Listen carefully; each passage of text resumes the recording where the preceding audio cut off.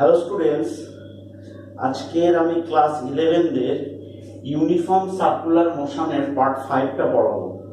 এই পার্টে ম্যাক্সিমাম আমরা ম্যাথ করব এবং দু একটা যে ম্যাথ সংক্রান্ত যে থিওরি আছে সেগুলো একটু করাবো। প্রথমে দেখো, আজকে পড়াবো যে কোনো ধরনের ব্রিজের প্রকৃতি কেমন হয়, মানে ব্রিজটা রাস্তা সমান্তরাল হবে নাকি অবতল হবে না উত্তল হবে, সেটা একটা ম্যাথামেটিক্যালি ভাবে জানা যাক। ধরো কোন একটা ব্রিজ সোজা, ধরো এই ব্রিজটা হলো সোজা সোজা রয়েছে, ঠিক আছে। আবার দেখতে পাবে বলাটা ভুল, যে ব্রিজ অবতল প্রকৃতিরও হতে পারে। কোনো একটা ব্রিজ এরকম অবতল এতটা হয় না, এই ব্রিজ অবতল আকৃতি হতে পারে।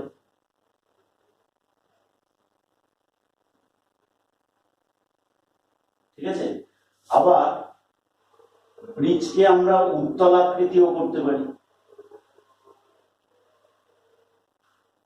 তো এই কন্ডিশনে ব্রিজের প্রকৃতি কেমন হওয়া উচিত সেটা আমরা এই ইউনিফর্ম সার্কুলার মোশন থেকেই বলে দিতে পারব। লক্ষ্য করো, ফিগার 1-এ আমরা দেখছি যেটা একটা সমতল আকৃতি ব্রিজ। এই ব্রিজের ঠিক মিডল পয়েন্টে গাড়িটা যখন থাকবে বা গাড়িটা যখন যাচ্ছে, তখন নিচের দিকে কি ফোর্স কাজ করেছে? নিচের দিকে কাজ করেছে এমজি, ওপরের দিকে কি কাজ করেছে? রিয়াকশন। আর গাড়িটার বেগ এদিকে। ফিগার 2-তে আমরা দেখব গাড়িটা যখন ব্রিজের একেবারে ঠিক মধ্যবিন্দুতে রয়েছে, তখন স্পর্শক বরাবর গাড়ির বেগ ভি, নিচের দিকে কাজ করছে এমজি, ওপরের দিকে কাজ করছে রিয়াকশন। লক্ষ্য করো, এই অবতল আকৃতির ব্রিজ দিয়ে যদি একটা সার্কেল বানাই, তাহলে এটা আপাতত সেন্টার, এটা আর, তাহলে বলা যায় ব্রিজটা আর ব্যাসার্ধের বিশিষ্ট এবং গাড়িটা আর ব্যাসার্ধ বিশিষ্ট বৃত্তাকার পথের বৃত্তচাপের মধ্যে দিয়ে যাচ্ছে। তো লক্ষ্য করো, গাড়িটা যখন এই যাবে, তখন গাড়ির উপর অভিকেন্দ্র বল কোন দিকে? গাড়ির উপর অভিকেন্দ্র বল কাজ করবে কেন্দ্রাভিমুখী, তাহলে এই দিকে হবে অভিকেন্দ্র বল, কেন্দ্রাভিমুখী। তো এই কন্ডিশনে তাহলে অভিকেন্দ্র বলটা সাপ্লাই দেবে কে? অভিকেন্দ্র বলটা সাপ্লাই দেবে কি আর? না। কেন আর নয়? এক্ষেত্রে দেখো, গাড়ির নিজের ওজন কাজ করেছে নিচের দিকে আর প্রতিক্রিয়া বল কাজ করেছে ওপরের দিকে। এই দুটো বলের লব্ধি মানে R minus mg is equal to অভিকেন্দ্র বল, কারণ অভিকেন্দ্র বলের ডিরেকশন তো কেন্দ্রাভিমুখী।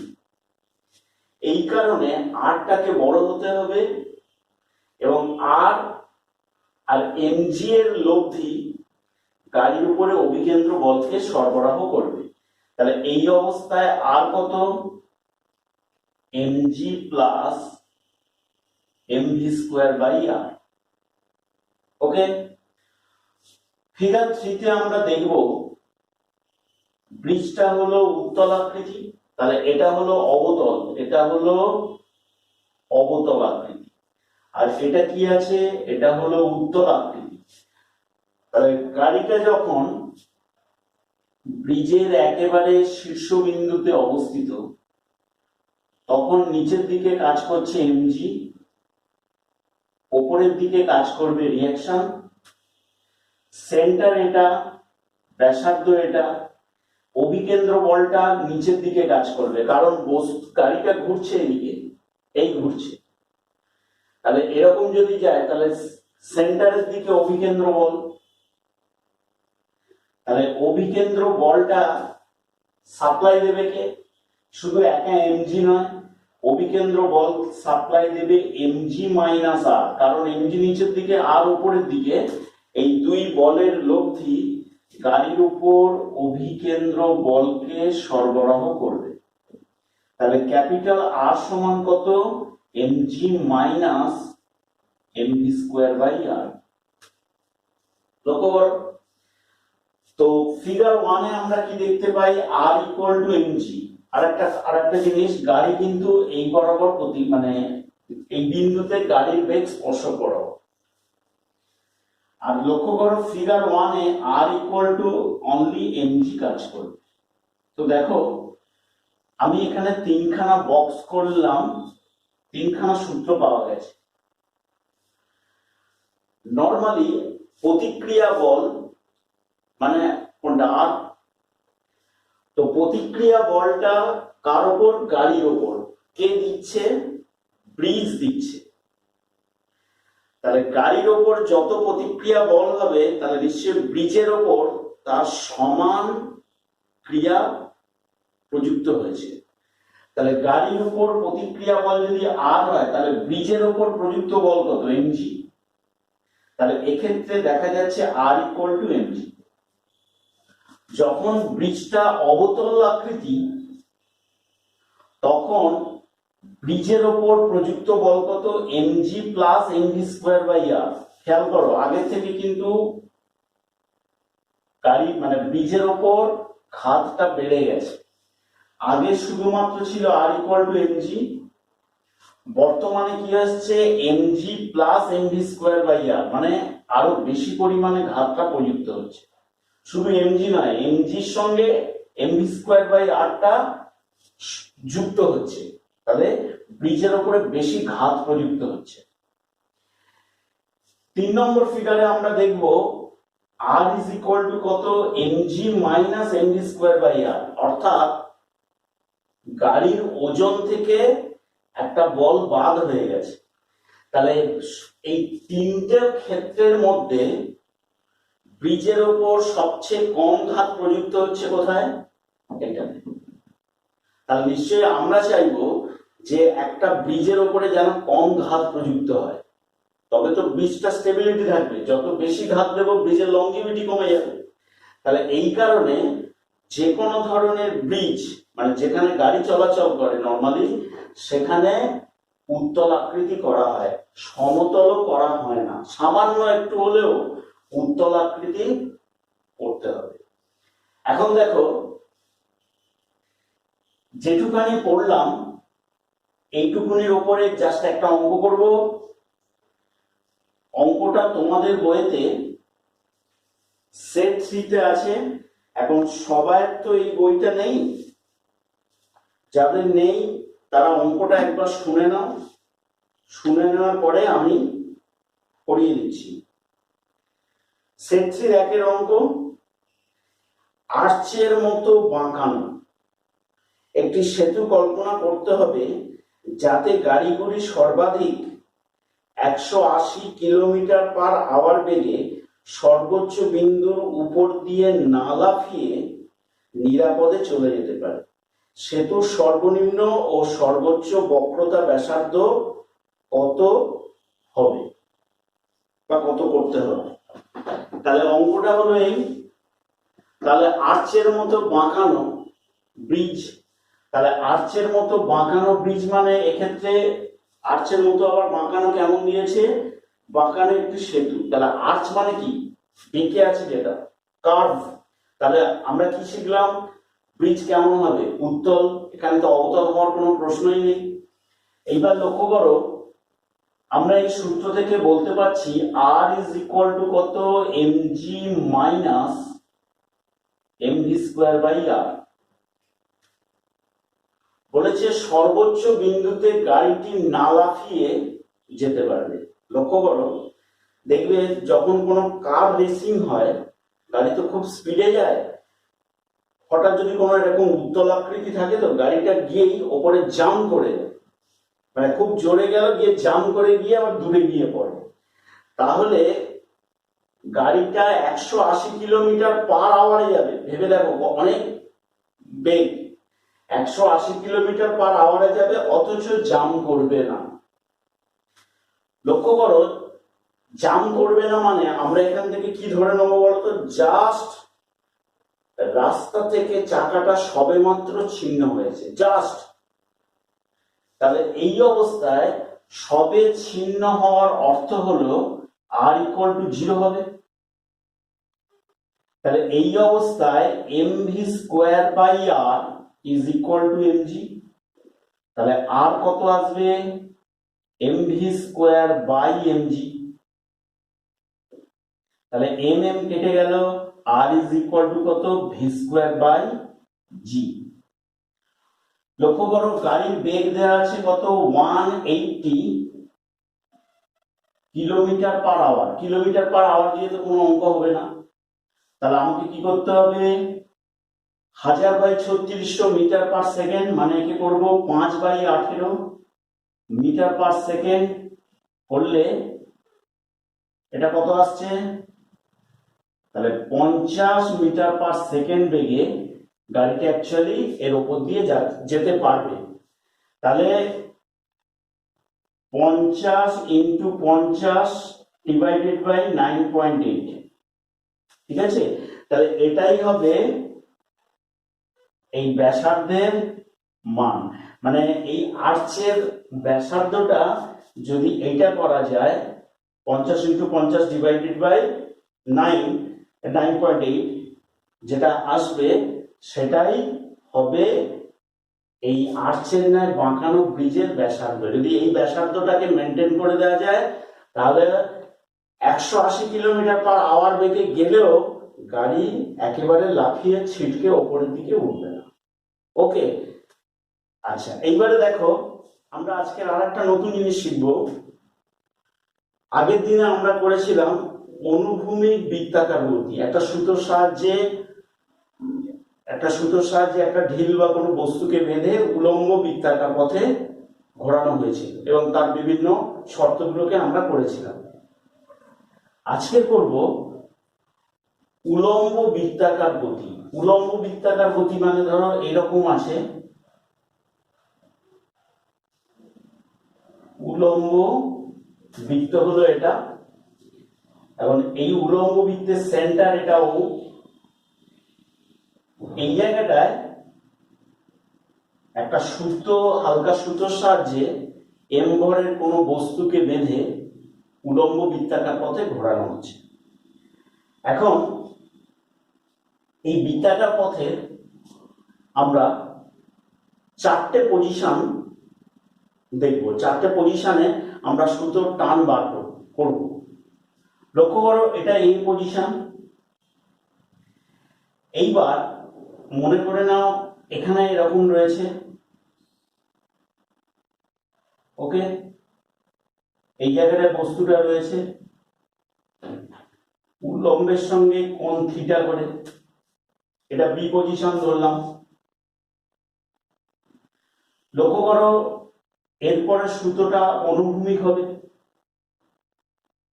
তাহলে এটা সি পজিশন। আর একেবারে শীর্ষবিন্দুতে যখন সুতোটা পৌঁছবে তো এটাকে ধরে নিলাম বি পজিশন। তাহলে এই 4টে পজিশনে আমরা সুতোর টান বার করা শিখব। লক্ষ্য করো প্রথমে আমি করছি বি অবস্থান। বি অবস্থানটা যদি জানা থাকে না, যে কোনো পজিশনে তোমরা সুতোর টানটা বার করতে পারবে। লক্ষ্য করো বি বিন্দুতে থাকাকালীন বস্তুর ওজন কাজ করেছে কোন দিকে, নিচের দিকে। সুতোর টান always away from the body, বস্তু থেকে দূরের দিকে। এইবার এই অ্যাঙ্গেলটা থিটা হলে এই অ্যাঙ্গেলটা থিটা, এটাকে একটু বাড়িয়ে দিলাম। কেন বাড়িয়ে দিলাম, না এই বরাবর এটাকে ভেঙে করব mg cos থিটা, আর এই বরাবর কাজ করবে কি mg sin থিটা। লক্ষ্য করো। আর এক্সট্রা কোনো ফোর্স অবশ্যই রয়েছে, যেহেতু বস্তু উলম্ব বৃত্তাকার পথে ঘুরছে বা যে কোনো বৃত্তাকার পথে ঘুরছে, বৃত্তাকার পথে ঘোরার সময় কি হবে, অপকেন্দ্র বল কাজ করছে কত mv স্কয়ার বাই l। এলটা আমি সুতোর দৈর্ঘ্য ধরে নিলাম, এলটাকে সুতোর দৈর্ঘ্য ধরে নিলাম, তাহলে mv স্কয়ার বাই l। ওকে, তাহলে বি বিন্দুতে সুতোর টান, বি বিন্দুতে সুতোর টান কি হবে, capital T is equal to কত mv square by l plus mg cos theta. অর্থাৎ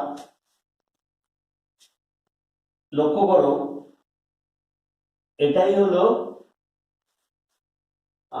সুতোর টানের ফর্মুলা। উলম্ব বৃত্তাকার পথে গতিশীল কোন বস্তুর সুতোর টানের ফর্মুলা এটা। দেখো, এটাকেই যদি আমি সাধারণ ফর্মুলা হিসেবে ধরে নিই, বাকিগুলোকে আমি খুব সহজে বার করে নিতে পারবো। আচ্ছা, এখানে তোমাদের মনে একটা প্রশ্ন জাগবে যে তাহলে mg sin থিটার কি কোনো ফাংশন নেই? অবশ্যই রয়েছে। mg sin থিটা চাচ্ছে বস্তুটাকে নিচে নামিয়ে দিতে, কিন্তু গতিজাড্য এত বেশি, এখানে স্পর্শক বরাবর কিন্তু বেগ কাজ করবে, তাহলে গতিজাড্য এতটাই বেশি, এখানে গতিজাড্যটা এতটাই বেশি যে এটা উপরের দিকে উঠে যাচ্ছে। অ্যাকচুয়ালি বস্তুটা ধরে নাও অ্যান্টি ক্লকে ঘুরছে, এরকম অ্যান্টি ক্লকে ঘুরছে। তো এটাকে আমি 1 নম্বর হিসেবে ধরে নিলাম। এইবারে দেখো, এ বিন্দুতে সুতোর টান, এ বিন্দুতে আমরা কি বার করতে চাচ্ছি, সুতোর টান। লক্ষ্য করো, আমি যদি এই ফর্মুলাটাকে নাও ধরি, আমি যদি ছবি এঁকে তোমাদেরকে বোঝাই সেটাও বোঝাচ্ছি, আর ফর্মুলা থেকে কি করে আসছে সেটাও বলছি। লক্ষ্য করো, এই বরাবর কাজ করেছে কি mg, আর এই বরাবর কাজ করবে অপকেন্দ্র বল mv স্কয়ার বাই l। দেখে নাও, mv স্কয়ার বাই l অপকেন্দ্র বল, কেন্দ্র বহির্মুখী, আর এখানে সুতোর টানটা হলো t। আর একটা কথা এখানে বলা উচিত, আমি ধরে নেব বস্তুটি সমদ্রুতিতে উলম্ব বৃত্তাকার পথে ঘুরছে। এখানে যদি আলাদা আলাদা বেগ দিই তাহলে কিন্তু mv স্কয়ার বাই lটা আলাদা আলাদা মান আসবে। তো লক্ষ্য করো, তাহলে এখানকার টানটা ছিল টিভি, এখানকার টানটা হলো টি, তাহলে এটা টিভি ধরে নিলাম, আর এখানকার টানটা হলো টি। লক্ষ্য করো, আমি টি এর সমান, দেখো এটা ঊর্ধ্বমুখী, এটা টি এর সমান mv square by l plus mg লিখতে পারি। এইবারে আমি যদি তোমাদেরকে ম্যাথমেটিক্যালি বোঝাই, লক্ষ্য করো, যখন সুতোটা এ বিন্দুতে ছিল, এই বিন্দুতে যখন সুতোটা ছিল, তখন উলম্বের সঙ্গে এই কোণটা কত, উলম্বের সঙ্গে কোণের পরিমাণ থিটা ইজ ইকুয়াল টু কত, 0 ডিগ্রি। তাহলে থিটা যদি 0 ডিগ্রি হয়ে যায়, আমি 1 নম্বর সূত্রতে বসাবো, তখন টি এর সমান কত, mv square by l plus mg cos 0। তাহলে T A is equal to কত আসবে, mv square by l plus mg।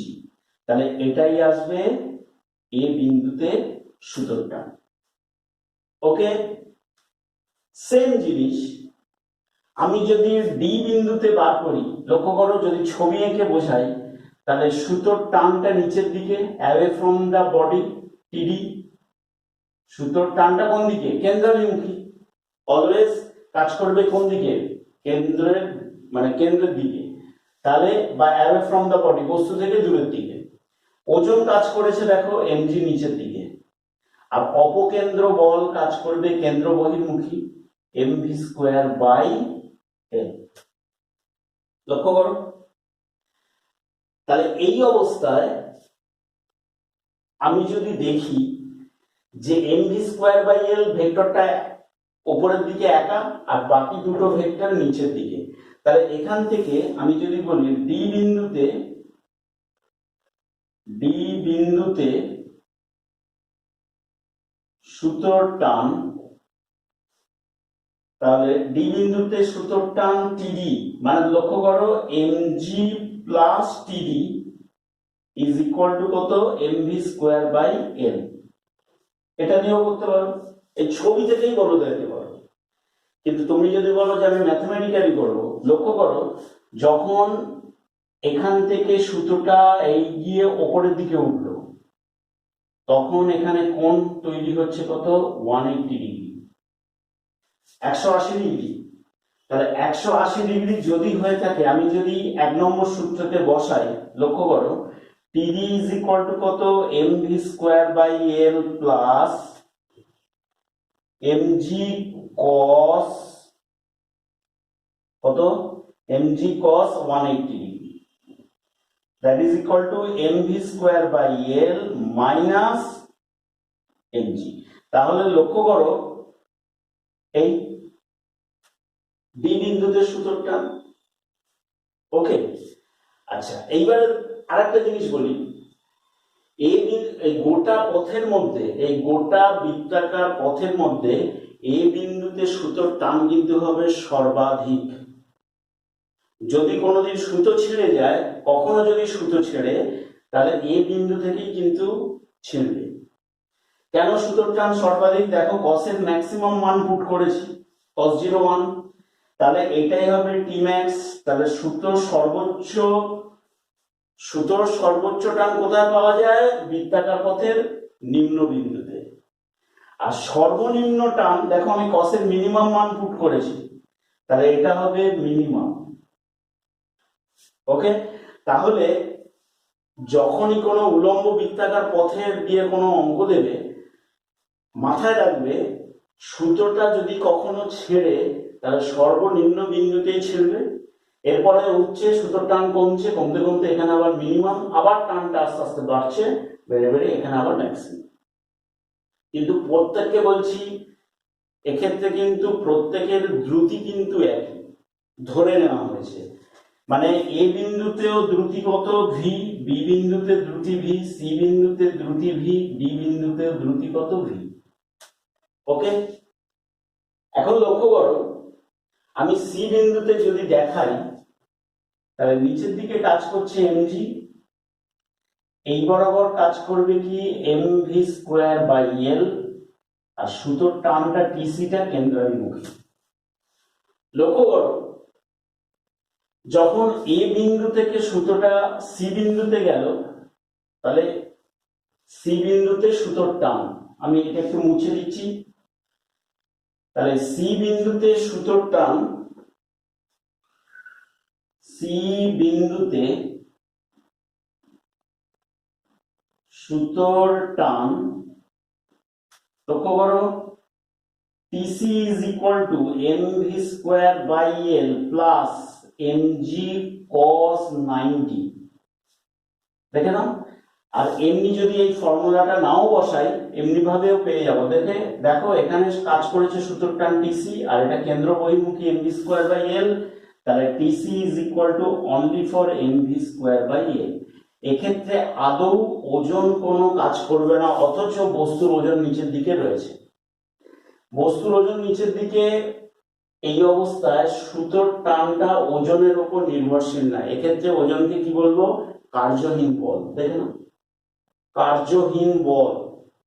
ওকে, তাহলে আমরা উলম্ব বৃত্তাকার পথ দিয়ে সুতোর টান যাই দিক না কেন তোমরা করতে পারবে। তাহলে এখন এটা মুছে দিচ্ছি। আচ্ছা, এইবারে দেখো তোমাদেরকে আমি একটা খুব সুন্দর অঙ্ক করাচ্ছি। অঙ্কটা হলো এরকম, ধরো একটা গাড়ি অনুভূমিক বৃত্তাকার পথে আবর্তন করছে। অ্যাকচুয়ালি বৃত্তাকার পথে আবর্তন করতে গেলে একটা ব্যাংকিং দরকার, সেটা আগের দিনের ক্লাসে আমি বলেছি। কিন্তু যদি অনুভূমিক রাস্তা হয়, তাহলে অনুভূমিক রাস্তা বরাবর একটা গাড়ি আবর্তন করছে। ওকে, এই অবস্থায়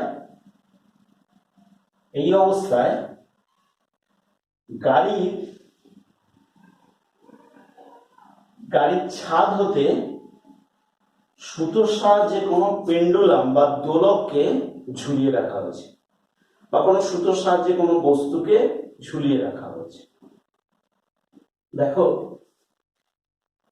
এক্ষেত্রে যদি আমি টোটাল ফোর্স গুলোকে বিবেচনা করি, এই চাকা ওপরে ঘর্ষণ বল প্রযুক্ত হবে, এই চাকার উপরে ঘর্ষণ বলই প্রযুক্ত হবে। এই ঘর্ষণ বলই গাড়ির উপরে কি যোগান দেবে?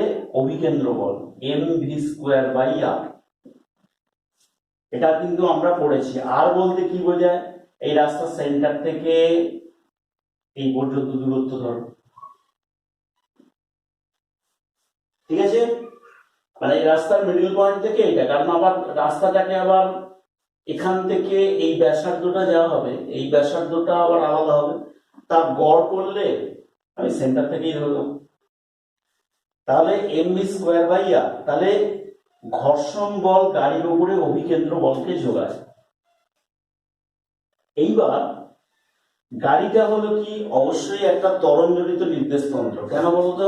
কারণ এই বরাবর গাড়ির ত্বরণ রয়েছে। গাড়ির ত্বরণ কত?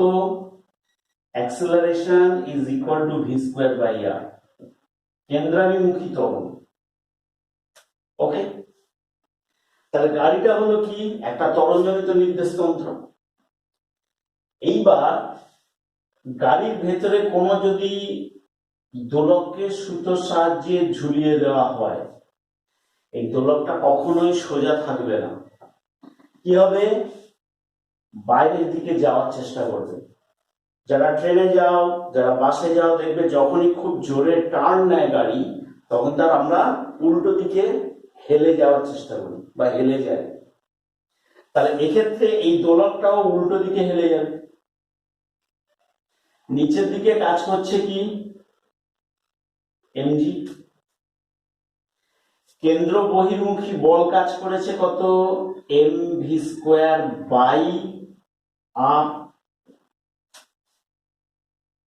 এটা কি বল? অপকেন্দ্র বল, অপকেন্দ্র বল। এইবার উলম্বের সঙ্গে কত কোণ করছে? ধরে নাও থিটা। সুতোর টানকে দুটো উপাংশে ভাঙলে এটা টি, এটা কত আসছে? এই অ্যাঙ্গেলটাও থিটা, তাহলে এটা কত আসছে? টি কস থিটা। আর এই বরাবর এটা কত? টি সাইন থিটা। লক্ষ্য করো। তাহলে এরকম যদি কোনো অঙ্ক তোমাদেরকে দেয়, ধরো দেওয়া আছে গাড়িটা 36 কিলোমিটার/আওয়ার বেগে গতিশীল, হয়তো ভি দেওয়া আছে কত?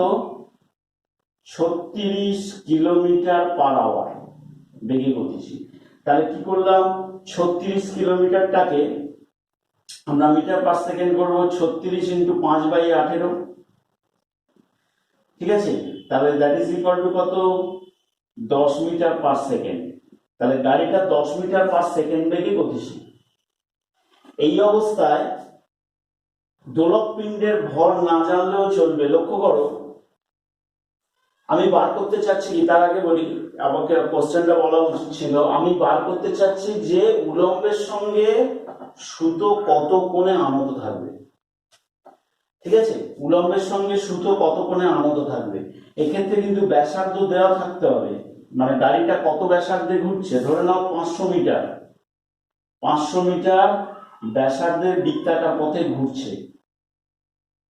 ওকে, তাহলে এখান থেকে আমরা করব কি করে? লক্ষ্য করো, T sine theta equal to this. তাহলে T sine theta divided by T cos theta. T sine theta কাকে ব্যালেন্স করে আছে? mv²/r। আর টি কস থিটা কাকে ব্যালেন্সে রেখেছে? mg কে। mm কেটে গেল, tan theta is equal to কত? v²/rg। দেখে নাও, তাহলে এখানে করছি tan theta is equal two V square মান কত 10 ইন্টু 10 ডিভাইডেড বাই ব্যাসার্ধ কত 500 মিটার, জি এর ভ্যালু কত 9.8। দেখে নাও, তাহলে আমরা এখান থেকে থিটা পেয়ে যাব। অর্থাৎ সুতোটি উলম্ব রেখার সঙ্গে কত কোণে করে থাকবে সেটা আমরা পেয়ে যাব। ওকে, আচ্ছা এইবার দেখো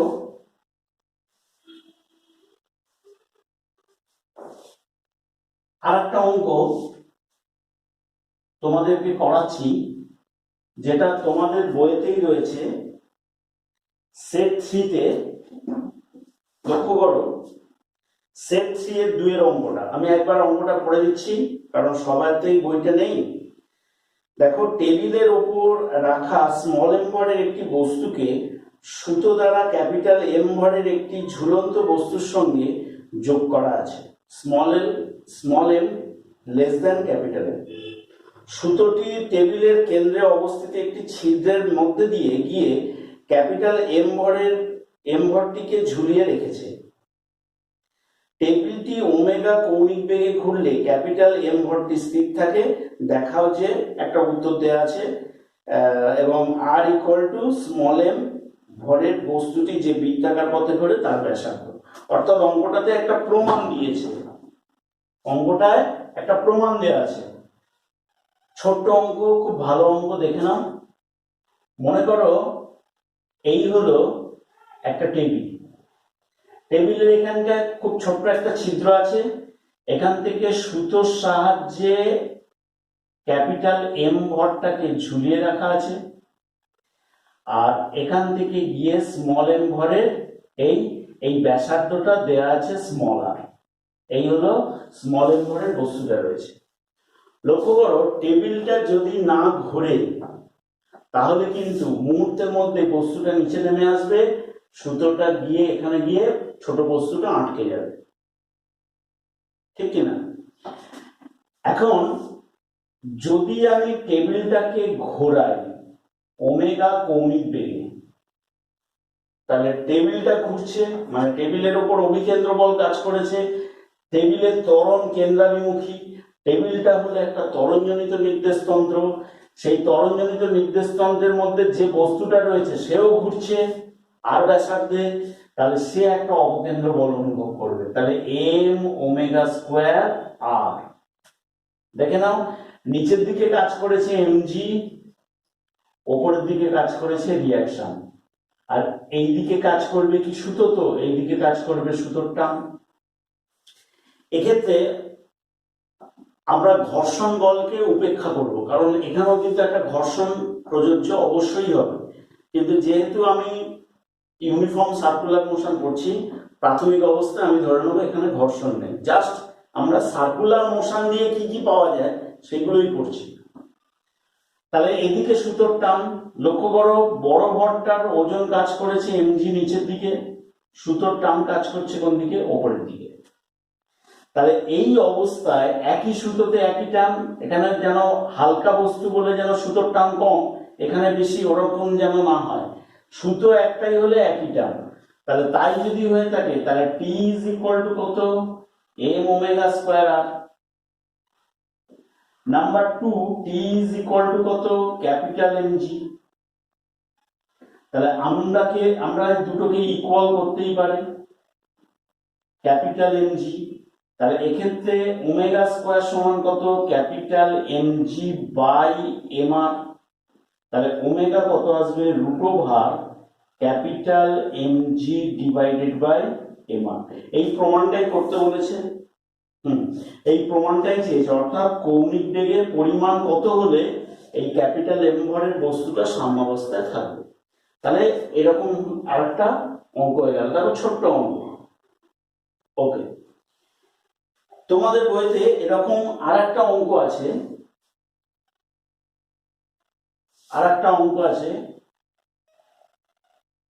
দেখে নাও। অঙ্কটা আমি একবার পড়ছি, লক্ষ্য করো। সেট 3 4 দাগের অঙ্ক, একটি মসৃণ সরু, মসৃণ বলে দিয়েছে মানে ঘর্ষণ ধরবো না, একটি মসৃণ সরু খাড়া নলের মধ্যে দিয়ে একটি অপসার্য সুতো গেছে। একটি বড় ভর ক্যাপিটাল এম এবং একটি ছোট ভর স্মল এম এই সুতোর দুই প্রান্তে যুক্ত রয়েছে। স্মল এম ভর থেকে নলের মাথা পর্যন্ত এল দৈর্ঘ্যের অংশটিকে নলের সঙ্গে থিটা এবং থিটা কোণে আনত রেখে স্মল এম ভরের বস্তুটিকে কত কম্পাঙ্কে অনুভূমিক তলে ঘোরালে ক্যাপিটাল এম ভরটি সাম্যাবস্থায় থাকবে। তো দেখে নাও, খুব ভালো অঙ্ক এটা। এই হলো একটা সরু মসৃণ নল, যেমন যেমন বলেছে। এইবার এখান থেকে একটা সুতো নেমে এসছে, সুতোটাকে ভেতরে দেখতে পাচ্ছি না, এরপরে দেখতে পাচ্ছি ক্যাপিটাল এম ভরের বস্তুকে ঝুলিয়ে রাখা আছে। তাহলে ক্যাপিটাল এম জি নিচের দিকে, তাহলে এদিকে সুতোর টান টি। এইবার এই সুতোটাকে কিন্তু এপার থেকে গেছে, বলেছে দেখো স্মল এম থেকে এই পর্যন্ত সুতোর দৈর্ঘ্য স্মল এম, এখানে স্মল এম ভর, এর ওজন কাজ করছে নিচের দিকে, আর সুতোর দৈর্ঘ্য হলো স্মল এম এবং উলম্বের সঙ্গে এটা কত কোণ করে রয়েছে, উলম্বের সঙ্গে এই কোণটা থিটা। এখন এটাকে যদি ঘোরাই, লক্ষ্য করো এ কিন্তু আর ব্যাসার্ধে ঘুরছে না, কখনোই আর ব্যাসার্ধে ঘুরছে না। আচ্ছা, সেটা কত ব্যাসার্ধে ঘুরছে বলছি। লক্ষ্য করো, আমি যদি এখান থেকে ব্যাসার্ধটাকে টানি, তাহলে এই কোণটা যদি থিটা হয়, এটা লম্ব আর এটা হলো অতিভুজ, দেখে নাও। তাহলে লম্বর পরিমাণ কত? লম্বর পরিমাণ আসবে অতিভুজ সাইন থিটা, দেখে নাও। এই কোণের সাপেক্ষে এটা লম্ব বাই অতিভুজ করে দেখো, তাহলে লম্বের পরিমাণটা কত? লম্বের পরিমাণটা আসবে অতিভুজ সাইন থিটা, অর্থাৎ এল সাইন থিটা ব্যাসার্ধে সুতোটা ঘুরছে। এইবারে এর উপরে কি কি ফোর্স কাজ করেছে দেখে নেওয়া যাক। ওজন তো নিচের দিকে, অপকেন্দ্র বল m omega square l sine theta, দেখে নাও। এদিকে কাজ করেছে সুতোর টান টি, এদিকে কত? টি সাইন থিটা, আর উপরের দিকে কাজ করেছে টি কস থিটা। কেন? লক্ষ্য করো, এই অ্যাঙ্গেলটা থিটা হলে এই অ্যাঙ্গেলটা থিটা। এবার সুতোর টানকে দুটো উপাংশে ভাঙলে টি কস থিটা উপরে, টি সাইন থিটা।